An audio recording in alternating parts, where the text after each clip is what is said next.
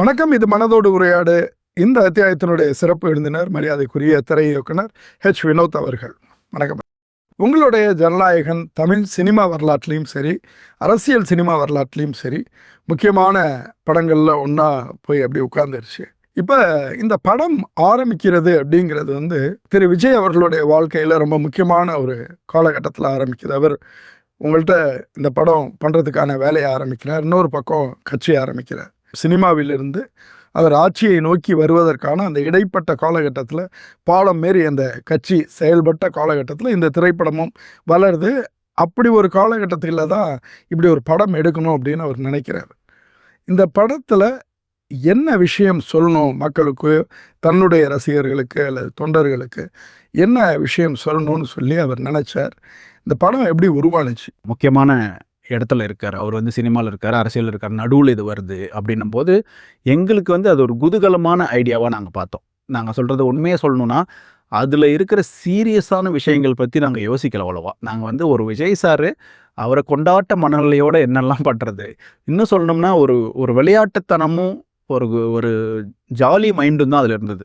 அவருக்கு அவர் பேரில் ஒரு டேட்டூ பண்ணலாம், அவர் இப்படி நடக்க வைக்கலாம், இந்த இடத்துல இப்படி ஒரு பஞ்ச் வைக்கலாம் அப்படின்றது எல்லாமே இது இவங்கள தொட்டு இப்படி பாதிச்சு இப்படி நடந்துருமோ அப்படின்ற ஃபியர் எங்களுக்கு இல்லை அப்போது. மேபி ஆனால் அதுக்கப்புறம் சம்பவங்கள் நடக்க தான் நமக்கு அந்த பயம்லாம் வருது. ஓ இதெல்லாம் கொஞ்சம் தப்போ, இதெல்லாம் கொஞ்சம் அந்த மாதிரிலாம் யோசனைகள் அப்புறம் தான் வந்தது. ஆனால் பண்ணும்போது எங்களுக்கு எவ்வளோ தூரம் இதை ஒரு சினிமாவில் ஜாலி பண்ண முடியும், ஃபேன்ஸுக்கு ஒரு நல்ல ஃபேர்வெல் கொடுக்க முடியும், எப்படி அவருடைய பொலிட்டிக்கல், இப்போ அவர் வெறும் சினிமா ஃபேன்ஸோட மட்டும் இல்லை, பொலிட்டிக்கல் ஃபேன்ஸும் இருக்காங்கல்ல. ஸோ அப்போ அவங்களுக்கும் அது எப்படி ஜோஷ் பண்ண முடியுன்ற ஐடியாவில் தான் நாங்கள் அதை டிசைட் பண்ணி அப்படி தான் அது லேண்ட் ஆச்சு சார். பாலகிருஷ்ணாவுடைய பகவத் கேசரி அந்த படம் முழுமையாக அவர் பாலையா அவருடைய உலகத்துக்குள்ளார இயங்கக்கூடிய ஒரு திரைப்படம்.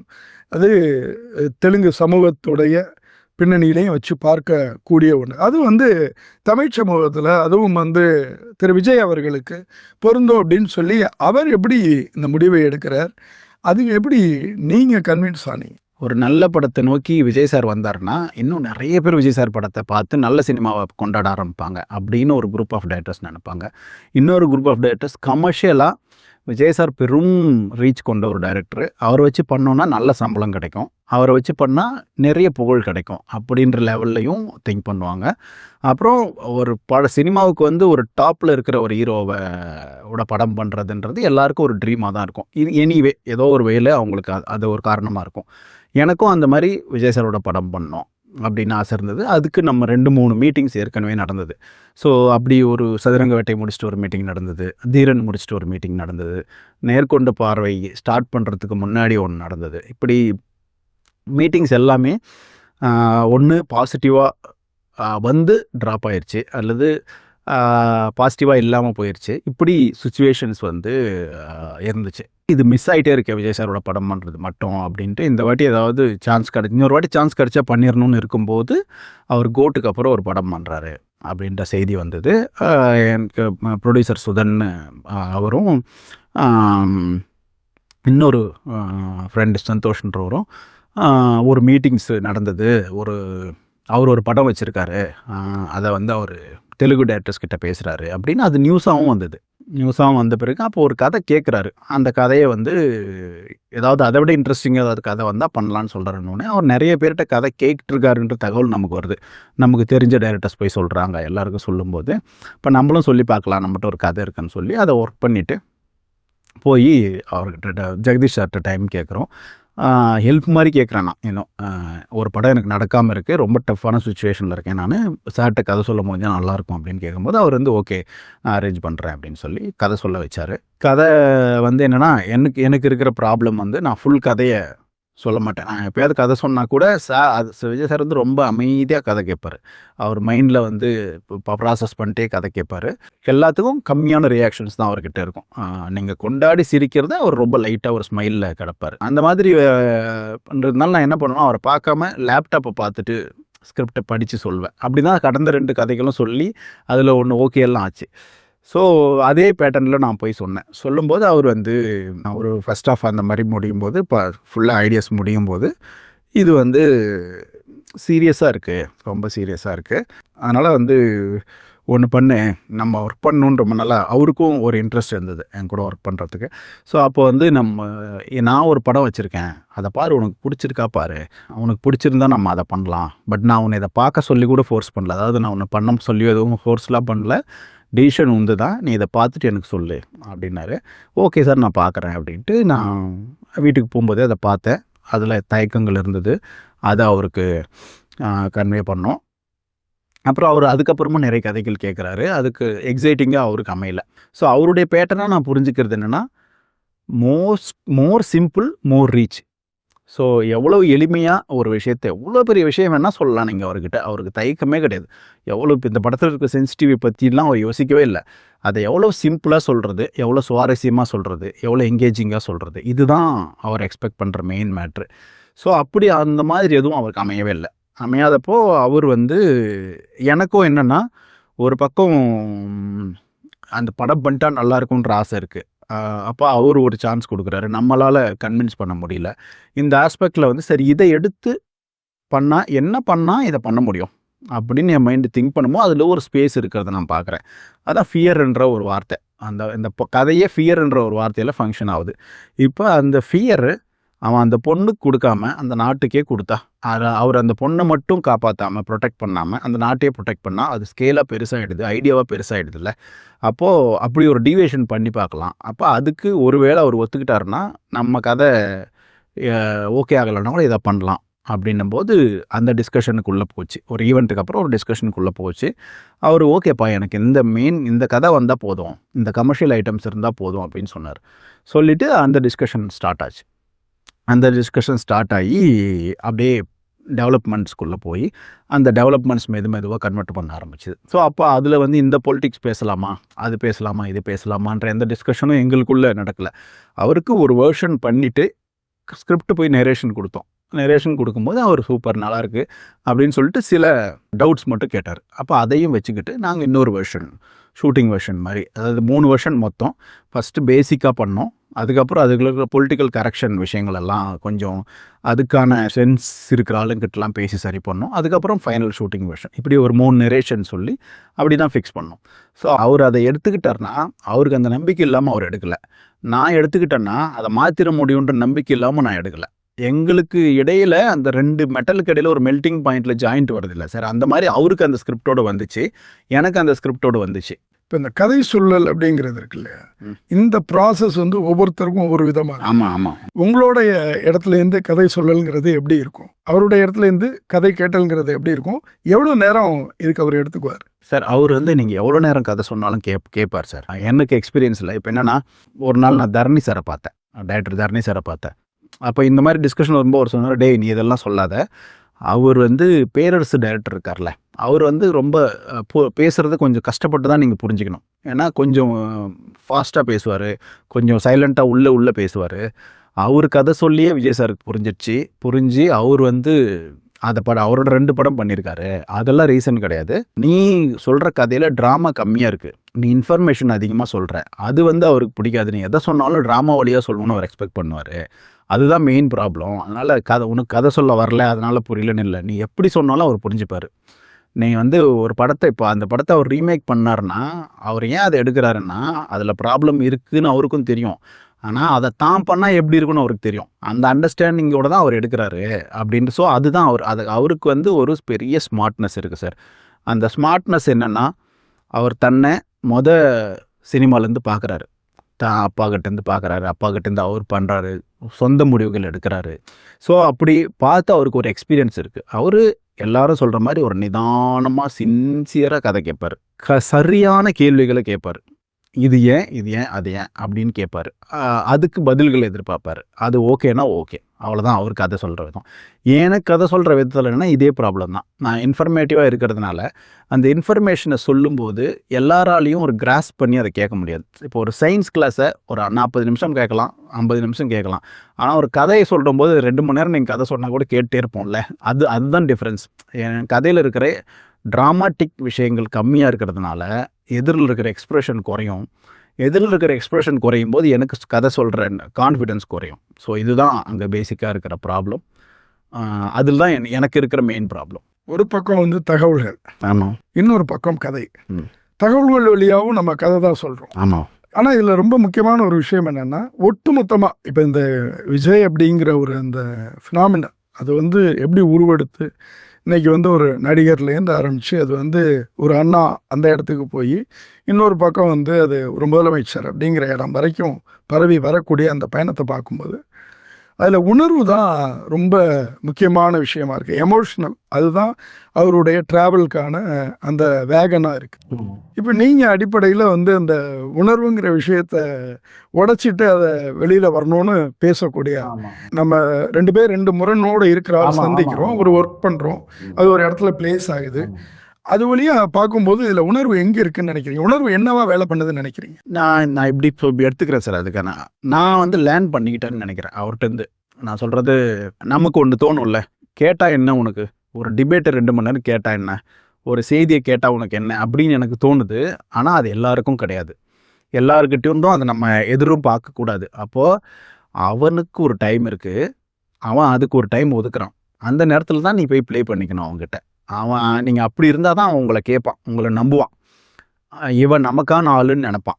அப்போ நீங்கள் அவனுக்கான ஆளாக மாறினா மட்டும்தான் நீங்கள் செய்ய நினைக்கிறத செய்ய முடியும். நீங்கள் நல்லது பண்ணணுன்னா கூட அவன் விரும்புகிற வழியை தேர்ந்தெடுத்துக்கணும். நீங்கள் வந்து ஒரு பயங்கரமான அறிவாளி உங்ககிட்ட அதிகாரம் கிடச்சிருச்சுன்னா நீங்கள் வந்து மக்கள் உடனே அதை நம்பிட மாட்டாங்க, செஞ்சிட மாட்டாங்க. நீங்கள் அதுக்கு வேர்ல்டில் பெரிய லீடர்ஸ் எல்லாம் கூட இருக்காங்களா சார், ஏதோ ஒரு கம்யூனிசம் ஜெயிச்சிட்டுனா கூட சொன்னதெல்லாம் கேட்கலன்னா சுட்டுருவேன்ற அந்த தன்மைகள் பல நாடுகளில் நடந்திருக்குல்ல சார். அப்போது அவங்களோட பேசுகிற மொழி வந்து ரொம்ப முக்கியம் சார். அதை வந்து நான் கற்றுக்கிட்டுருக்கேன். நான் என்னை இன்னும் மோர் சிம்பிள் பண்ணிக்க ட்ரை பண்ணிகிட்ருக்கேன். நான் அவர் மூலமாக நான் கற்றுக்கிட்டது வந்து அந்த எளிமை, இந்த கிஸ் ரூல்னு சொல்லுவாங்கள்ல sir, keep it simple stupid அப்படிம்பாங்கள்ல, அந்த மாதிரி நான் அதை லேர்ன் பண்ணிகிட்ருக்கேன் சார். அப்புறம் அந்த ஒரு ப்ரிசைஸான ஒரு நாலேஜ் அவர்கிட்ட இருக்குது சார். அவருக்கு இது தெரியுதா புரியுதா அப்படின்ற ஒன்று இருக்குல்ல சார், அந்த டவுட் நமக்கு வந்து வரும் அவர்கிட்ட பழகும்போது. ஆனால் அவர் வந்து நீங்கள் ஒரு 10,000 வார்த்தைகள் பேசும்போது அவர் ஒரு 10 வார்த்தை தான் பேசுவார். ஸோ அப்போ நான் இவ்வளோ கஷ்டப்பட்டு நிறைய சொல்லியிருக்கேன். அப்போ நீங்கள் ஒரு 10 வார்த்தையில் அதை வந்து ஒரு எஸ்ஸோ நோவோ சொல்லும்போது இதை நீங்கள் புரிஞ்சுக்கிட்டீங்களோ இல்லையோ அப்படின்னு நமக்கு தோணும். ஆனால் அவர் அதை புரிஞ்சுக்கிட்டு தான் அதை செய்கிறாரு. பல சமயங்களில் நம்ம பேசும்போதே அவர் முடிவு எடுத்துருவார், இதுக்கு நோ, இதுக்கு எஸ்ஸு அப்படின்ட்டு. அதை நம்மளை வந்து நம்ம எவ்வளோ தூரம் நீ என்னை கன்வின்ஸ் பண்ண முடிஞ்சால் பார்க்கலான்ற மாதிரி நீங்கள் அவங்கள பேச விட்டு அதுக்கப்புறம் அந்த முடிவு எடுப்பார். ஸோ அதனால் அவர் வந்து இந்த ஒரு கடல் அலை மாதிரி இல்லாமல் ஒரு நடுக்கடலில் இருக்கிற அமைதி மாதிரி தான் அவர்கிட்ட பேசும்போது இருக்கும் சார். ஆமாம், ஆனால் ஒரு குறைந்த பேச்சு தான் இருக்கும். இது எல்லாமே நம்ம இந்த மாதிரி பேசுகிற ஆளுங்கிட்ட. இன்னொரு முகமாக அவருக்கு என்னென்னா, ஜாலியாக பேசுகிற பசங்கிட்ட அவர் ரொம்ப ஜாலியான மனிதராக, ரொம்ப லகுவாக பேசுகிற ஆளா, அந்த வாடா போட ஆட்களாக, என் அசிஸ்டன்ஸ்கிட்டையும் அது இருக்குது. அப்படி ஜாலியாக அவர் பேசுவார். ஸோ அது என்கிட்ட இல்லை. ரொம்ப ரொம்ப மினிமலாக தான் பேசியிருக்கணும். அவர் அதிகபட்சமாக என்னை பற்றி அவர் சொன்னது, உங்கள்கிட்ட யாராவது சொல்லியிருக்காங்களா, நீங்கள் பேசுகிற எல்லாமே எவ்வளோ சீரியஸாக பேசினாலும் காமெடியாக பேசினாலும் ஒரே டோனில் தான் இருக்குது, அது யாராவது சொல்லியிருக்காங்களான்னு கேட்டு சிரிச்சிருக்காரு, அவ்வளோதான். ஸோ அவருக்கு 2 முகம் இருக்குது. நீங்கள் இப்படி ஒன்று சீரியஸாக ஒன்று பேசுனீங்கன்னா அவர் அமைதியாக ரிசீவ் பண்ணிவிட்டு அந்த முடிவு அவர் எடுக்கக்கூடியதாக இருக்கார். சிம்பிளான விஷயம்னா அவர் ஜாலியாக ஒரு காமன் மேனுக்கு இருக்கிற எல்லா விஷயமும் அவருக்கு இருக்குது. படத்தில் முக்கியமான இடத்துல எம்ஜிஆர் வரார். பாலகிருஷ்ணாவுடைய படத்தில் இது கிடையாது, அதாவது ஜனநாயகன் மூலத்தில் இது கிடையாது. இந்த கால் யார் எடுக்கிறா? எம்ஜிஆரை படத்தில் கொண்டு வர்றது அப்படிங்கிற அந்த முடிவு, அந்த யோசனை, அது உங்களுடைய யோசனையா, திரு விஜய் அவர்களுடைய யோசனையா? என்னோட முடிவு தான். அப்படியே? ஆமாம். எம்ஜிஆர் முடிவும் டிவிகேன்ற டேட்டூ முடிவுமே என்னோட தான். அது என்னோட முடிவுன்றதை விட அந்த ஒரிஜினல் படத்தோடைய முடிவு. ஒரிஜினல் படத்தில் வந்து அந்த இடத்துல சிங்கம் இருக்கும், கேசரின்னா சிங்கம், அவரை சிங்கமாக போர்ட்ரை பண்ணுற இடம். டேட்டூ அவருக்கு ஒரு ஒரிஜினல் டேட்டூ அங்கே இருக்கும். அவங்க அப்பா வந்து பார்த்திங்கன்னா என்டிஆர். அப்போ அதில் டைலாக்கே எப்படி இருக்குன்னா, அவர் சொல்லுவார், எங்கள் அப்பா சொல்லியிருக்காரு, தப்பு நடந்தால் பார்த்துட்டு இருக்காதரா போன்னு சொல்லியிருக்காரு. அப்போ அவருக்கு இவருக்கும் அப்பா சினிமாவில் இருக்கார். ஆனால் அவரோட அப்பா சிஎம், அவரோட அப்பா வந்து அந்த மாதிரி பேசினவர், பேசி அரசியல் பண்ணவர். அப்போ அவருடைய நிஜ வாழ்க்கையோட நிறைய விஷயங்கள் அந்த படத்தோட சீனில் பொருத்தி போகிறதுனால அங்கே ஒரு ஹை கிடைக்குது. அப்போ அந்த சீனை தான் நீங்கள் இங்கே பண்ண போகிறீங்கன்னா அப்போ அந்த ஹை எப்படி எடுத்துகிட்டு வர்றது? அப்போ இங்கே கேசரிகளில் இங்கே விஜய் சார் எப்படி பார்க்குறாரு அப்படின்னா, விஜய் சாருக்கும் எம்ஜிஆர் பிடிக்கும், விஜய் சார் எம்ஜிஆரை பார்க்குறது அவங்க கட்சிக்காரங்கன்னு நினைக்கிறாங்க. அவர் ஒரு எம்ஜிஆர் மாதிரி வந்துடுவார், எம்ஜிஆர் மாதிரி ஜெயிச்சிருவாருன்றது. ஸோ இப்போ அந்த பாயிண்ட் எடுத்துக்கலாம். ஸோ ஒரு எம்ஜிஆர் அடுத்து எம்ஜிஆர் மாதிரியான ஒரு ஃபீலை கொடுக்கலாம்.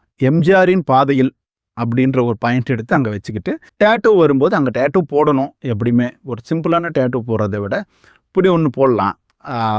தளபதின்றதே பேராக வைக்கலாம். தளபதியோட கடைசி படம் போது அந்த டேட்டூ எடுத்துகிட்டு வரும். ஸோ அதே மாதிரி வந்து அந்த பொலிட்டிக்கல் டைலாக் வந்து வரும்போது தப்பு நடந்துட்டு இருக்கும்போது நான் பார்த்துட்டு இருக்க மாட்டேன், வருவேன் அப்படின்னா இந்த பொலிட்டிக்கல் சினாரியோட அது கனெக்ட் ஆகுது. ஏன்னா ஒவ்வொரு சீன்லேயும் இவ்வளோ வேலை இருக்குது. அவருடைய ஒரிஜினல் இமேஜும் அவருடைய ஒரிஜினல் மாஸையும் அவருக்குன்னு ஒரு சைடு இருக்குல்ல சார், அவருக்குன்னு ஒரு லாஜிக்ஸ் இருக்குது. அதை இவர் லாஜிக்ஸோட பொருத்தணும், இவருடைய கான்டெம்பரரி சுச்சுவேஷன்ஸோடு அதில் உட்காரணும் அப்படின்னு சீனாக வேலை செய்யும்போது வந்தது தான் சார் அது. இந்த படத்தில் உங்களுக்கு நிச்சயமாக ஒரு சவால் இருந்திருக்கும். ஏன்னா அது வரைக்கும் நம்ம பார்த்துட்டு இருந்தது திரையில் ஒரு உச்ச நடிகர் விஜய் அவர்கள். அதாவது சினிமா ஆசையோடு இருக்கிறாரு, சினிமா பற்றிய வசனங்கள்லாம் ஒரு படத்தில் இருக்குது அப்படின்னாலும் கூட உள்ளபடியாக அவருடைய அரசியல் வலிமை அது என்ன அப்படிங்கிறது தெரியாது. அதாவது அரசியல் தளத்தில் மக்கள் வந்து அவரை என்னவா பார்க்குறாங்க அப்படிங்கிறது நமக்கு அது வரைக்கும் தெரியாது. இந்த படம் நீங்கள் வேலைகள் ஆரம்பிக்கக்கூடிய அந்த காலகட்டத்தில் தான் அவர் வந்து கட்சி ஆரம்பிச்சுட்டு மக்கள் மத்தியில் போக ஆரம்பிக்கிறாரு, மாநாடு நடத்துகிறாரு, ஊராக போக ஆரம்பிக்கிறாரு. ஒரு பெருந்தொகையான மக்கள் கூட்டம் கொடுத்து பல்லாயிரக்கணக்கான மக்கள் வராங்க. அது எல்லாருக்குமே ஒரு பெரிய அதிர்ச்சியும் ஆச்சரியமும் அளிக்கக்கூடிய ஒரு நிகழ்வாக இருக்குது. ஏன்னா யாருமே அதை எதிர்பார்க்கல. அப்படிதான் நீங்களும் இருந்திருப்பீங்க அப்படின்னு நினைக்கிறேன். அந்த மாதிரி வந்து ஒரு பெரிய செல்வாக்கு உடையவராக அவரை பார்க்கும்போது நீங்கள் திட்டமிட்ட கதை அது அதுக்கு முன்னாடியே திட்டமிட்டது. அதாவது நம்ம திரையில் திட்டமிடுற அந்த பிம்பத்தை விடவும் இங்கே நிஜத்தில் இருக்கிற பிம்பம் அப்படிங்கிறது வந்து இன்னும் பெருசாக இருக்குது. அவருடைய அளவு பிரம்மாண்டமானதாக மாறுது. அப்போ இந்த பிரம்மாண்டத்தை பார்த்ததுக்கப்புறம் இந்த படத்தை பார்க்க வரக்கூடிய ரசிகர்களுக்கு அவர்களுடைய எதிர்பார்ப்புக்கு ஈடு கொடுக்க வேண்டிய ஒரு தேவை வந்து இயக்குனருக்கு இருக்குது. படத்தில் இது என்னவா பிரதிபலிச்சு? அதுக்கு ஏற்ற மாதிரி உண்டு பண்ணல. சாங்கெல்லாம் பண்ணும்போது அந்த பிரதிபலிப்பு இருந்தது.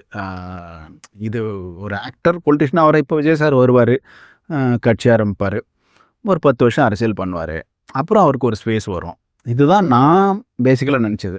அப்புறம் அந்த கூட்டம் ஆரம்பித்த பிறகு இது இவர் எதிர்கட்சி தலைவர் ஆயிடுவார் போல இருக்கே அப்படி இருந்தது. அப்புறம் கரூர் சம்பவம் வரும்போது ஐயோ கஷ்டப்படுத்துகிறாங்களே, என்ன நடந்துச்சுன்னே தெரியலையே, இது ஒருத்தர் ஒன்று சொல்கிறாங்களே, இவ்வளோ கஷ்டப்படணுமா சார், பாவம் இல்லை, அப்படி வந்து அந்த தன்மை இருந்தது. அதை எப்படி எடுத்துக்கிறதுனே தெரில, எது ட்ரூத்துன்னு தெரியாமல். ஸோ அப்படி இருந்தது. ஸோ கஷ்டம்தான், பொலிட்டிக்கல் ஃப்யூச்சர் கஷ்டம். இந்த எமோஷனல் இது இருக்குல்ல சார், ரேலி, இந்த ரேலி மாதிரியே என் மைண்ட் செட்டும் இருந்தது இந்த படம் பண்ணும்போது. இந்த எமோஷனல் ரேலி இருந்தது. அப்போ அதுக்கேற்ற மாதிரி படத்தில் இது பண்ணணுமா அது பண்ணணுமான்ற திங்கிங் இருந்தது. ஆனால் ஏதாவது மேஜராக மாற்றணுமான்னா இல்லை, சின்ன சின்ன விஷயங்கள் பண்ணோம், அவ்வளோதான். இந்த படம் உருவான காலகட்டத்திலே 2 பெரிய நெருக்கடிகளை விஜய் சந்திக்கிறார். முதலாவது கரூர் பெருந்துயரம், அடுத்தது வந்து ஜனநாயகன் வெளியீடு எதிர்கொள்ளக்கூடிய சிக்கல். ஒரு பக்கம் அந்த படமே வெளியாகுது, இன்னொரு பக்கம் சென்சாரில் போய் அது மாட்டிக்குது. இந்த பெரும் நெருக்கடிகள் வந்து உண்டாக்கக்கூடிய அதிர்வுகளில் அவரை சுற்றி இருக்கக்கூடியவர்கள் கடுமையாக பாதிக்கப்படுறாங்க. அதில் நீங்களும் இருக்கீங்க. இந்த நெருக்கடிங்கிறது உங்கள் வாழ்க்கையில் என்னவா இருந்துச்சு, அதை எப்படி எதிர்கொண்டீங்க? எமோஷ்னல் ரைட் தான் சார், எமோஷ்னல் ரைட் தான். பட் அது மேஜராக அந்த ப்ரொடியூசரும் ஹீரோ சார்கிட்டையும் விஜய் சார்கிட்டையும் ஒரு அண்டர்ஸ்டாண்டிங் ஒன்று இருந்தது சார், ட்ரஸ்ட் இருந்தது மியூச்சுவலி. நான் உன்னை நம்புகிறேன், நீ என்ன நம்புகிற அப்படின்ற அந்த ட்ரஸ்ட் இருந்ததுனால பெரிய ஹீட் வந்து எங்களுக்கு அது வரல. இப்போ கரூர் சம்பவம் மாரி ஒன்று நடக்கும்போது படம் ஷூட்டிங் அங்கே நடத்தப்பட்டதா அப்படின்னு சொல்லி ஒரு தகவல் ஒன்று கிளம்புது. ஆமாம், அப்புறம் அங்கே நீங்கள் இருந்தீங்களா அப்படின்னு சொல்லி எல்லாம் செய்திகளை கிளப்புறாங்க. அந்த மாதிரி அது நமக்கு பொய்ன்னு தெரியுது. அப்போ நம்ம என்ன பண்ணுறோன்னா, இன்னும் மென்டலி வந்து விஜய் சாரோட அட்டாச்மெண்ட் ஜாஸ்தி ஆகுது. அவர் நல்லா இருந்துடணும்னு நினைக்கிறோம். இப்போ வந்து அது உண்மையாக இருந்தால் நம்ம கில்ட்டுக்குள்ளே போவோம், ஐயோ தப்பு அதுன்ட்டு. அது பொய் நமக்கே தெரியுது. நம்ம இங்கே வீட்டில் உட்காந்துருக்கோம், டிவியை பார்த்துட்ருக்கோம். ஸோ அப்படி இருக்கும்போது நம்மளை இப்படி போர்ட்ரை பண்ணுறாங்கன்னா, அப்போ இது எல்லாமே போர்ட்ரையெல்லாம் இருக்குமோ, இது எல்லாத்துக்கும் பின்னணி ஏதாவது இருக்குமோன்ற டவுட் வர்றது மட்டும் இல்லாமல் அவர் மேலே இன்னும் நமக்கு அட்டாச்மெண்ட் ஜாஸ்தி ஆகுது. ஸோ அந்த எமோஷனல் ரைடு வந்து அவர் கிட்டேருந்து விலகி போகாமல் இன்னும் நெருக்கத்தை தான், நான் சொல்கிறது நாமளாக அவர் நல்லா இருக்கணும்னு நினைப்போம்ல சார், அந்த நெருக்கத்தை ஜாஸ்தி படுத்துது. அந்த காலகட்டத்தில் அவர் ஏதாவது சந்திச்சிங்களா, எப்படி இருந்தார்? இல்லை சார், அது ஒரு பெரிய ஹீட் இல்லை சார், அது கிட்டெல்லாம் போகிற அளவுக்கு தைரியமாகவே இல்லை. அது எப்படி சொல்கிறதுனா, பியாண்ட் யுவர் பவர்ஸ். நீ எல்லாம் ஒன்றுமே இல்லை அந்த இடத்துல. அந்த மாதிரி ப்ராப்ளமாக இருந்தது அது. ஸோ அதனால் அப்போ அந்த டைமில் வந்து ஜஸ்ட் ப்ரேயர் தான். நல்லா இருக்கணும் அப்படின்ற பேர் மட்டும்தான் இருந்தது. எனக்கு ப்ரேயர் ரொம்ப முக்கியம் சார். எனக்கு மூவ் ஆன் ஆகிறதுக்கு. நான் ஒரு இடத்துல ஸ்ட்ரக் ஆகும். நான் சொல்வது சக்ஸஸ் ஃபெயிலியர் ரெண்டுத்துலையுமே. சக்ஸஸ் வந்தாலும் தூக்கி ஒரு இடத்துல வச்சிடணும், ஃபெயிலியர் வந்தாலும் தூக்கி. அது வந்து அடுத்த வேலை செய்கிறதுக்கு வந்து ரொம்ப ஈஸியாக இருக்குது எனக்கு. ஸோ அதனால் எனக்கு ப்ரேயர் ரொம்ப பிடிக்கும். சின்ன வயசுலேருந்து நான் ப்ரேயர்ஸில் வளர்ந்துட்டேன். ஸோ அப்போ நான் கோவில்களுக்கு போகிறது எனக்கு ரொம்ப பிடிக்கும். அதுவும் இல்லாமல் நான் அந்த 2 விஷயத்தையும் பேலன்ஸ்டாக இருக்கும்னு நினைக்கிறேன் சார். ஒன்று, ஒரு முழுமையான அறிவு வளர்கிற வரைக்கும் உங்களுக்கு ஒரு டிசிப்ளின் தேவை. நீங்கள் அறிவின் வழியாக ஒரு டிசிப்ளின் அடையிற வரைக்கும் உங்களுக்கு ஒரு பிலீஃப் சைட்லேருந்து ஒரு டிசிப்ளின் இருந்தால் இந்த அறிவு வளர்ச்சி வந்து இன்னும் வேகமாக நடத்த முடியும்னு எனக்கு தோணுது சார். அதே சமயம் இந்த வெறுமனே இந்த நம்பிக்கையை மட்டும் வச்சுக்கிட்டு இந்த பக்கத்தை விடக்கூடாதுன்னு தோணுது. இப்போ சிம்பிளாக ஒரு உதாரணமாக சொன்னோன்னா, இப்போ நீங்கள் ஒரு நிறைய பெண்கள் சாமி கும்பிடுவாங்க. அந்த காலத்துலேருந்து பார்த்தீங்கன்னா, ஒரு ஆண் குழந்தை பிறக்கலை, இதுக்காக செத்துப்போன பெண்களும், டைவர்ஸ் பண்ணப்பட்ட பெண்களும், வாழாமல் போன பெண்களும் எவ்வளோ பேர் இருப்பாங்கல்ல சார். அது வந்து ஒரு சயின்டிஃபிக் கண்டுபிடிப்பில் ஆண் ஒரு முக்கியமான காரணம். ஆண் குழந்தையோ பெண் குழந்தையோ பொம்பளை டிசைட் பண்ணுறது இல்லை, ஆண்களோட பிரச்சனை தான் சொல்கிற வரைக்கும் அது வந்து எவ்வளோ பெரிய ப்ராப்ளமாக இருந்தது இல்லை சார். அப்போ எல்லா பொம்பளைங்கள்லாம் நேராக போய் சயின்டிஸ்ட்டை கும்பிடல. அப்போ நீங்கள் சாமியோட ரோலும் இருக்குது அவங்கள நிதானமாக வச்சுக்கிறதுக்கு. அதே சமயம் சயின்ஸும் அவங்களுக்கு ஹெல்ப் பண்ணிருக்கு. ஸோ அப்போ அவங்க இதையும் பிடிச்சிக்கணும்னு நினைக்கிறேன். வெறுமனே நீங்கள் வந்து இதிலே போயிட்டுருக்காம இதுலேயும் போகணும். ஸோ ஒரு 2 தண்டவாளம் மாதிரி லெஃப்ட் ரைட்டில் ஒரு ட்ரெயின் ஓடுறதுக்கு, லைஃப் ஓடுறதுக்கு ஒரு தண்டவாளம் தேவைன்னா அது சயின்ஸும் சாமியும் 2ம் இருக்கணும்னு நினைக்கிறேன் சார். ஜனநாயகன் பிரதி வந்து வெளியில் கசிஞ்சப்ப, இணையத்தில் அப்படி பரவ ஆரம்பிச்சப்ப, உள்ளபடியாக அங்கே என்ன நடந்துச்சு? அந்த காலகட்டத்தில் என்ன நடந்துச்சு? அது சார், திடீர்னு ஒரு நாள் நான் வந்து காங்கேயமில் இருந்தேன். காங்கேயமில் இருக்கும்போது எனக்கு ஒரு மேனேஜர் ஏபி வந்து ஃபோன் பண்ணுறாரு. ஏபி ஃபோன் பண்ணி, இந்த மாதிரி படம் வந்து கூகுள் டிரைவில் யாவனோ ஒருத்தன் ஷேர் பண்ணியிருக்கான். அது வந்து ஒரு 238 பேரோ 200+ ஆட்கள் வந்து அந்த லிங்க்கை ஓப்பன் பண்ணியிருக்காங்க.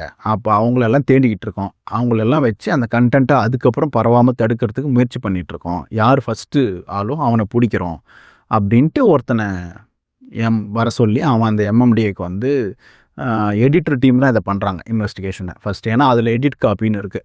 ஸோ அதனால் அவங்க தேடி ஒருத்தரை பிடிக்கிற அன்னைக்கு 6:30 மணிக்கு வந்து அது பேய் மாதிரி ஸ்ப்ரெட் ஆக ஆரம்பிக்குது. இது வந்து ஒரு நாளோ அதுக்கு அதே நாள்லேயோ மதியானமாக நடக்கிற ப்ராசஸ்ஸு. ஆனால் அன்றைக்கி சாயங்காலமே அது நடக்குது. ஸோ நடந்தோடனே அவுட் ஆஃப் கண்ட்ரோலுக்கு போயிடுச்சு. அதுக்கப்புறம் விஷயம் பெருசாகிடுச்சு. அப்புறம் போலீஸ் கம்ப்ளைண்ட் வந்து ப்ரொடியூசர் சைடில் கொடுத்து அதுக்கப்புறம் அவங்க அந்த ஆட்களை தேடி பிடிச்சாங்க. எவ்வளோ முடியுமோ அவ்வளோ லிங்க்ஸை ரிமூவ் பண்ணாங்க. பட் ஆனால் அது அவுட் ஆஃப் கண்ட்ரோலுக்கு போய் எல்லாருக்கும் போய் சேர்ந்துருச்சு. அதுக்கப்புறம் பிடிச்சவங்களுக்கு குண்டாஸ் போட்டாங்க. இன்னி வரைக்கும் கேஸ் நடக்குது சார். அது எஸ்பி டிஎஸ்பிஸ் எல்லாம் அது ரொம்ப சின்சியராக பண்ணாங்க சார். ரொம்ப சின்சியராக ஒரு 2-3 எஸ்பிஸ், ஒரு எஸ்பி மேடம் இருந்தாங்க. அவங்க வந்து நான் போயிட்டு ரூம்குள்ளே போகும்போது என்னோடய ஃபோனை காரில் வச்சுட்டு வந்திருந்தேன். அவங்க ஃபோன் எங்கே அப்படின்னு கேட்டாங்க. காரில் இருக்குன்னு சொன்னேன். போய் எடுத்துகிட்டு வாங்கன்னு சொன்னாங்க. எடுத்துகிட்டு வாங்கன்னு நான் அந்த டோருக்கு வெளியே போகிறதுக்குள்ளேயே பின்னாடி ஒரு ஆஃபீஸர் அனுப்பிச்சாங்க. ஸோ அவங்க வந்து என்ன கூட நம்பலை. அவங்க அந்தளவுக்கு சின்சியராக தான் வந்து அந்த கேஸ் அப்ரோச் பண்ணாங்க சார். ஏன்னா அது ஒரு பெரிய இஷ்யூ ஆயிடுச்சு இல்லை சார். அது வந்து சென்ட்ரலை ஆட்களையும் சந்தேகப்படுது, ஸ்டேட்டாலையும் சந்தேகப்படுது, இவங்களையும் சந்தேகப்படுதுன்னும் போது அதில் ஒரு உண்மையை கொண்டு வர வேண்டிய பிரச்சனை அவங்களுக்கு வந்துருச்சு. ஏன்னா அது ஒரு பெரிய பணம், ஒரு சென்சிட்டிவான பிரச்சனை. ஸோ அப்போ வந்து யார் வேணால் பண்ணியிருக்கலாம், எப்படி வேணால் பண்ணியிருக்கலாம். அப்படி அந்த சுச்சுவேஷனில் இருக்குது. அவங்க எல்லா எண்டுக்கும் போனாங்க. கூகுள் ஆஃபீஸ்க்கே போய் இதில் ஏதாவது பண்ண முடியுமா, கூகுள் டிரைவில் எதாவது ஆயிருக்கான்னும் போது ஃபைனலாக அவங்க கண்டுபிடிச்சது என்னென்னா, கூகுள் டெக்னாலஜியில் எந்த ப்ராப்ளமும் இல்லை, அதில் எதுவும் நடக்கலை. ஃபிசிக்கலாக திருடியிருக்காங்க. ஃபிசிக்கலாக ஆஃபீஸ்க்குள்ளே இருந்த சாவி எடுத்து போட்டு ஓப்பன் பண்ணி அதில் இருந்த மொத்த ஹார்ட் டிஸ்கையும் ஒருத்தன் காப்பி பண்ணியிருக்கான். காப்பி பண்ணி அவன் அதை எடுத்துகிட்டு போய் ரீலாக செட் பண்ணி ஸ்கோப் போட்டு அவன் பார்த்துட்டு இருந்தவன் அதை வந்து தன்னோட ஃப்ரெண்ட்ஸுக்கு ஷேர் பண்ணியிருக்கான். அப்படியே லீக் ஆயிடுச்சு அப்படின்னு. டீமில் இல்லாத ஒருத்தன் அவன் வெளியே வந்து வேறு படத்துக்கு ஃப்ரீலான்சராக போகிறவன். இவங்க இந்த எடிட்டர் பண்ணுற படம் தான் அதுவும். ஆனால் அவன் வெளியேருந்து ஒரு ஃப்ரீலான்சர் எடுக்கிறாங்க, ஸ்ட்ரென்த் இல்லாமல். அவன் ஆர்டிஸ்ட்க்கு கொடுக்க ஆஃபீஸ்க்கு வருவான்ல சார். அப்படி வரும்போது அவன் அதை பண்ணிடுறான்.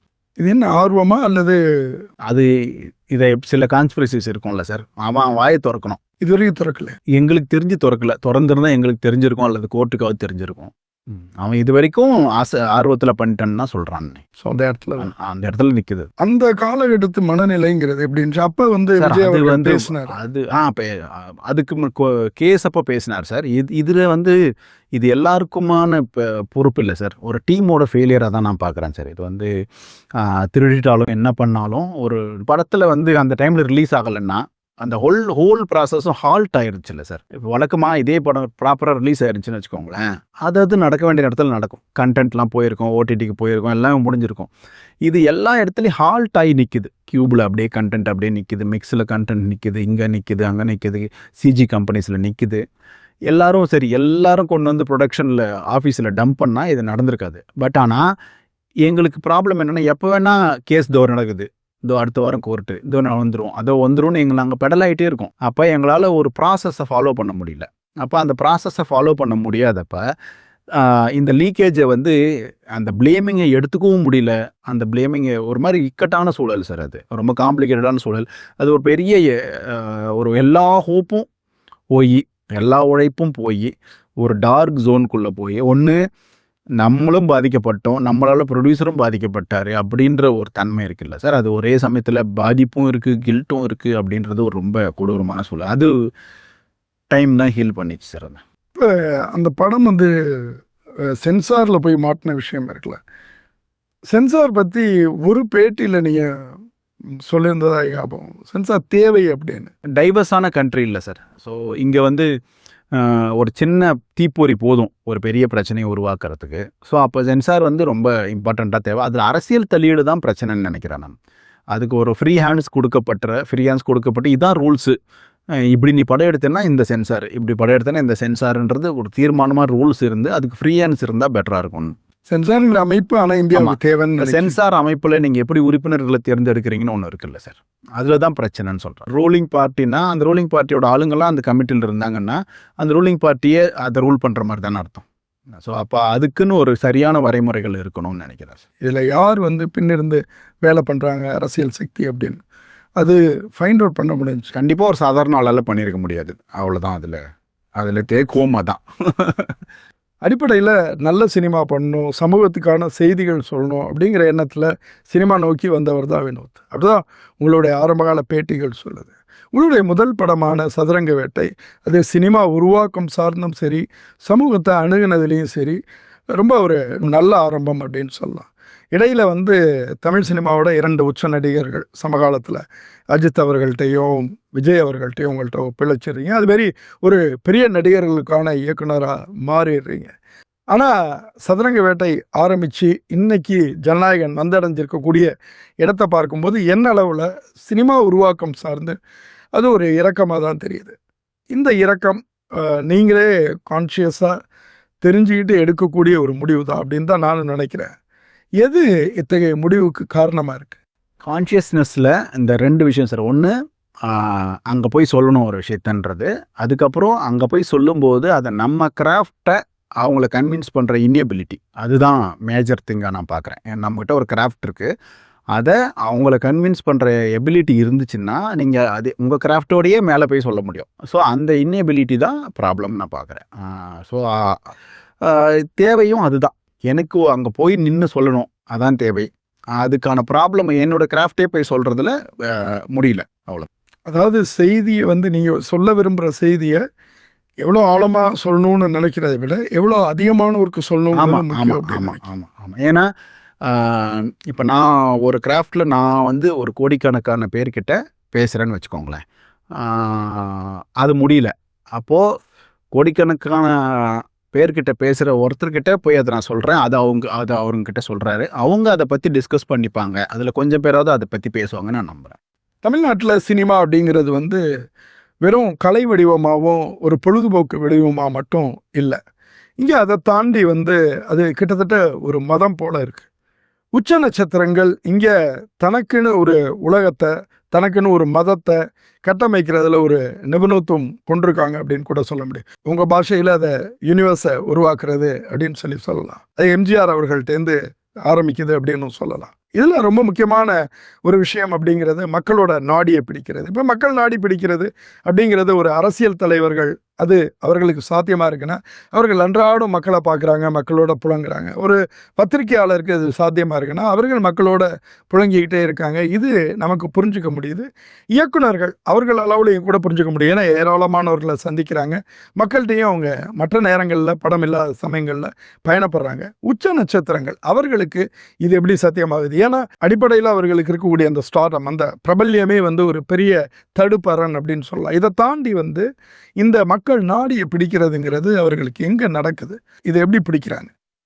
எக்ஸ்பீரியன்ஸ் தான் நினைக்கிறேன் சார். நான் இப்போது நம்ம விஜய் சாரை எடுத்துக்கிட்டா, விஜய் சாரை பற்றிய கேள்வியாகவே இது எடுத்துக்கிட்டா, அவர் ஒரு ஃபஸ்ட்டு படம் பண்ணுறாரு, நாளைய தீர்ப்பு பண்ணுறாருல, அதுலேருந்து ஆரம்பித்து அவர் தன்னை மக்கள் எப்படி ரிசீவ் பண்ணுறாங்கன்னு பார்க்குறாருல சார். அவர் ஒரு அப்போல்லாம் ரொம்ப அவுட்டோரில் தானே ஷூட் பண்ணுவோம். அப்போது அவர் ஃபஸ்ட்டு படம் நடிக்கும்போது கூட்டத்தில் வேடிக்கை பார்த்த ஒருத்தன் அவரை எப்படி பார்த்துருப்பான்? யாருப்பா அது?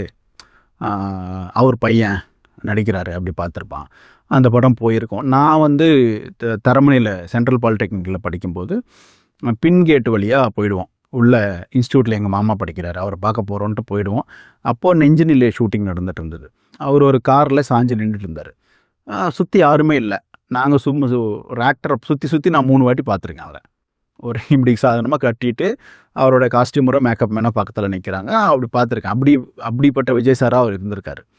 ஸோ மெதுவாக க்ரோ ஆகுது. அப்போ அவர் ஒரு ஸ்பாட்டில் நின்று 500 பேர் கூடுறாங்க. அது 50,000 பேராக மாறுறாங்க. அவங்க அதை பார்க்குறாங்கல்ல சார். ஸோ மக்களுக்கும் அவங்களுக்குமான தொடர்பு எப்படி க்ரியேட் ஆகுது, அது எப்படி க்ரோ ஆகுது, என்ன மாதிரி படங்கள் ஓடுது, என்ன மாதிரி படங்கள் அவருக்கு பிடிக்குது, அவங்களோட நம்பிக்கைகள் என்ன, அவநம்பிக்கைகள் என்ன, அவங்களோட அறிவாளித்தனம் என்ன, அவங்களுடைய தேவைகள் என்ன, அவங்க சினிமா இப்படி எல்லாத்தையும் அவங்களுக்கு எக்ஸ்பீரியன்ஸ் வழியாக, நான் சொல்கிறது நம்ம தியரிட்டிக்கலாக அதை புரிஞ்சுக்கலன்னா கூட எக்ஸ்பீரியன்ஸில் அவங்களுக்கு மெதுவாக ஒன்று உருவாகுது. அப்புறம் அவங்களுக்கு சிலது பிடிக்குது. சில பேருக்கு ஒரு அவங்க ரசித்த விஷயத்தை பண்ணால் அதை நிறைய பேர் அதே மாதிரியான ஆட்கள், நீங்கள் ஒரு அலைவரிசையில் இருக்கும்போது அதே அலைவரிசையில் பெரும்பான்மை மக்கள் இருப்பாங்க. ஸோ அதுவும் ஒரு காரணம். விஜய் சாருக்கு கமர்ஷியல் சினிமா பிடிக்கும், அதே அலைவரிசையில் பெரும்பான்மை மக்களும் இருக்காங்க. ஸோ அப்போ நேச்சுரலி அந்த கனெக்ஷன்ஸ் மெதுவாக ஸ்டார்ட் ஆகுது. அப்புறம் அவருடைய கன்சிஸ்டண்ட்டாக அவர் ஒரு விஷயம் பண்ணிகிட்டே இருக்கார். அவருடைய படத்தில் பாட்டுகள் சூப்பராக இருக்குது, அவருடைய படத்தில் ஃபைட்டு சூப்பராக இருக்குது, அவருடைய படத்தில் ஃபேமிலியோட பார்க்கலாம் அப்படின்ற ஒரு ஐடியாவை மெதுவாக உருவாக்குறார். ஃபஸ்ட்டில் அடல்ட் மூவிஸ் பண்ண அவர் பூவே உனக்காகலாம் ஆரம்பித்து இப்போ காதலுக்கு மரியாதை, லவ் டுடே, இப்படி மெதுவாக ஃபேமிலிக்குள்ளே வந்து யங்ஸ்டர்ஸ்குள்ளே வந்து கமர்ஷியலுக்கு போய் எல்லாருக்குமான ஸ்டாராக மாறுறாரு. டிவிஸ் வந்த பிறகு குழந்தைங்கள்லாம் அவர் பாட்டை பார்த்துட்டு சாப்பிட ஆரம்பிக்குது, அவர் பாட்டுக்கு டான்ஸ் ஆட ஆரம்பிக்குது. குறிப்பாக ரியாலிட்டி ஷோஸ் வந்த பிறகு அவர் பாட்டை பாட வேண்டிய நிர்பந்தமே உருவாகுது. அவர் பாட்டு இல்லாமல் நீங்கள் டான்ஸ் ஆட முடியாது. பட் இது இப்போ எல்லாரும் வெறும் நமக்கு வந்து ஸ்கூலுக்கு போகிறதே வேலையாக இருந்தது. அப்போ இன்றைக்கி வந்து ஸ்கூலுக்கு போகிறது ஒரு வேலை, பாட்டு கற்றுக்கிறது, ஆடுறது, இதெல்லாம் எக்ஸ்ட்ரா கரிக்குலர் ஆக்டிவிட்டிஸ். அப்போ நீங்கள் நேச்சுரலாக விஜய் சாரோட அசோசியேட் ஆகிறது வந்து பயங்கர ஒரு நேச்சுரலான ப்ராசஸாக இருந்தது. இப்போது இது எல்லாமே வந்து என்ன ஆகுதுன்னா அவருடைய கூட்டத்தை ஜாஸ்தி பண்ணுது. ஸோ அதெல்லாம் அவர் பார்க்குறாருல சார். அப்போது நம்ம என்ன பண்ணால் நம்மளோட ரீச் பெருசாக இருக்குன்றது அவருக்கு தெரிஞ்சிருக்கும். ஸோ அப்படி பண்ணும்போது அவர் தான் சிஎம்முக்கு வரணும், அப்படி சிஎம் ஆகணுன்ற விதை அவர் எப்போ சினிமாவுக்கு வராரோ அப்போயே ஊனப்பட்டுருச்சு. அப்போ அதையும் சேர்ந்தே மக்கள் சுமக்கிறாங்க. ஸோ அவருக்கு அரசியல் ஆசை இருக்குதுன்னு சொல்லி இந்த 30 வருஷமாக அவர் எப்படி சுமக்கிறாரோ அதை மக்களும் சேர்ந்தே சுமந்துட்டு வர்றாங்க. அப்போ அதை சீரியஸாக எடுத்துக்காத மக்கள்லாம் ஒரு கட்டத்தில் அவர் வீட்டுக்குள்ளே வந்து பிள்ளையா அண்ணனா ஆன பிறகு அவங்களும் அதை சீரியஸாக எடுத்துக்கிறாங்க.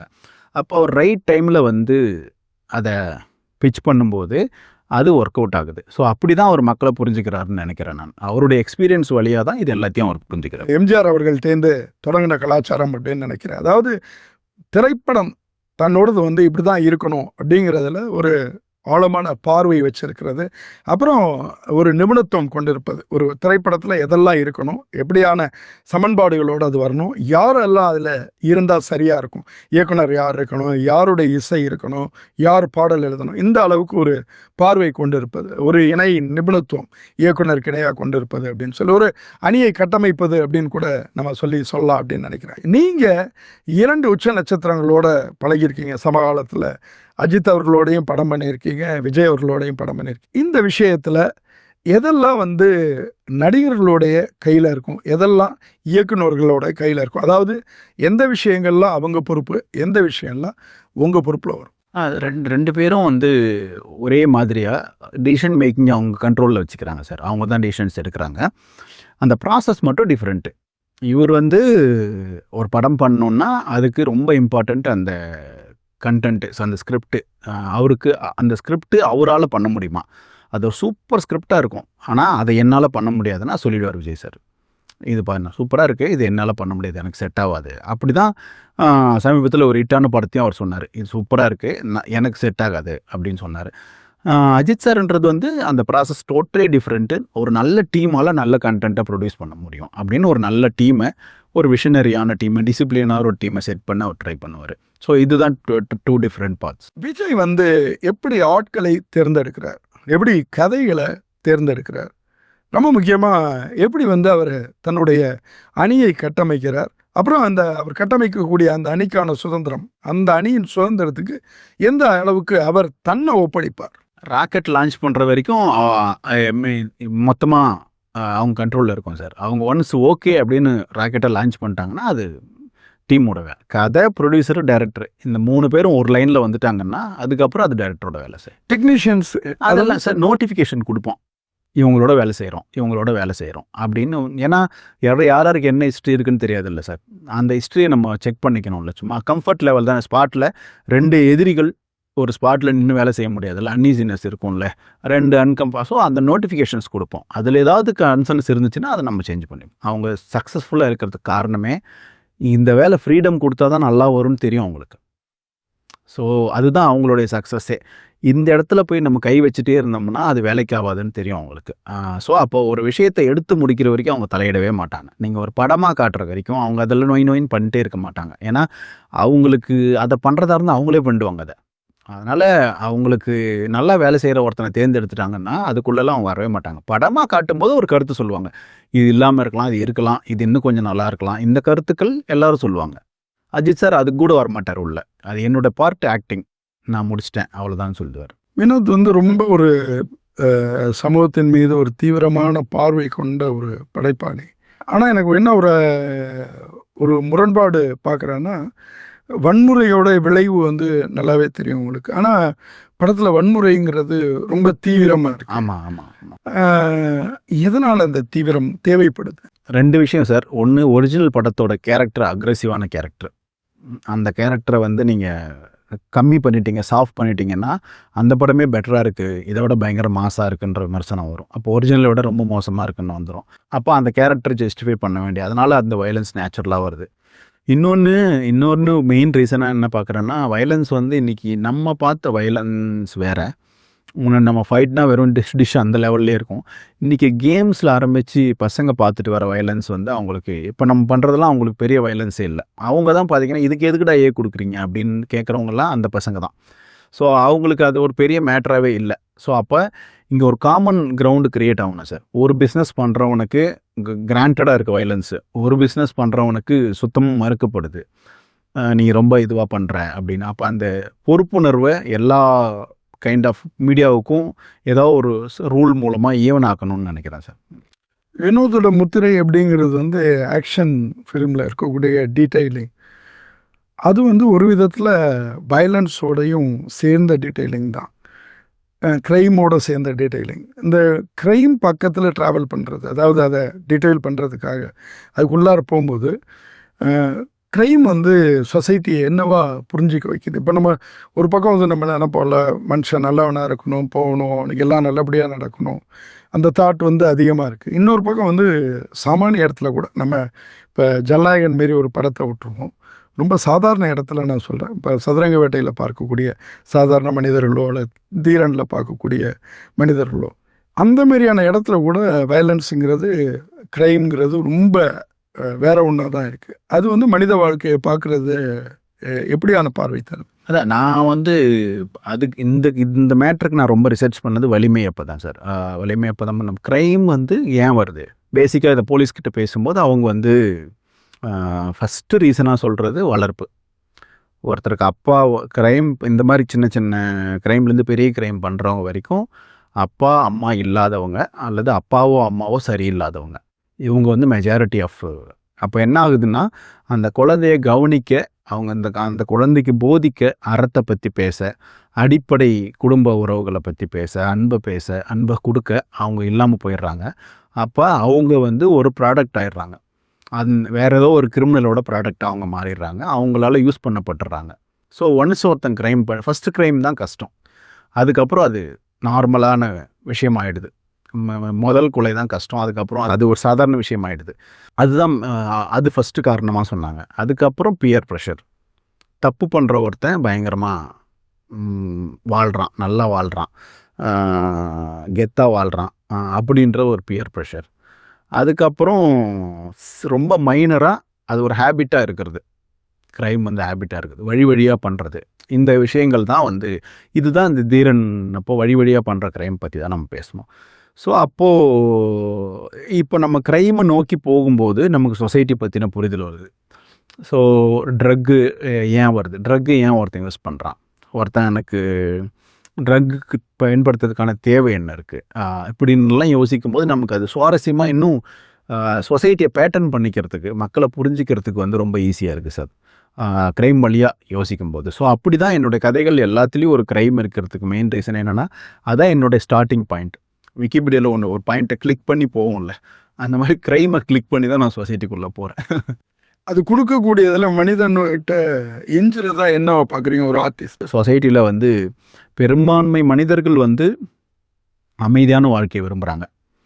ஸோ அவங்க வந்து யாராவது ஒருத்தன் தப்பு பண்ணால் கூட அதை அவங்க தட்டி கேட்காம யாரோ ஒருத்தன் வருவான் அப்படின்னு வெயிட் பண்ணுறாங்க, அல்லது கடவுள் பார்த்துப்பான்னு நினைக்கிறாங்க. அவங்க வந்து அந்த ரிஸ்க் எடுக்க விரும்பல. அதுக்கு வந்து காலகாலமாக அவங்க போர்கள் மேலே மற்ற எல்லாத்தின் மேலேயும் ஒரு பயம் இருக்குல்ல, அவங்க வந்து எப்போவுமே பாதுகாப்பாக இருந்துடணும் அப்படின்னு நினைக்கிறாங்க. எப்படி நம்ம வந்து ஒரு உடம்பை இழுத்துட்டு இந்த ஒரு அரவிந்த் அடிகா ஒன்று எழுதியிருப்பார்ல சார், ரூஸ்டர் கூப் பற்றி.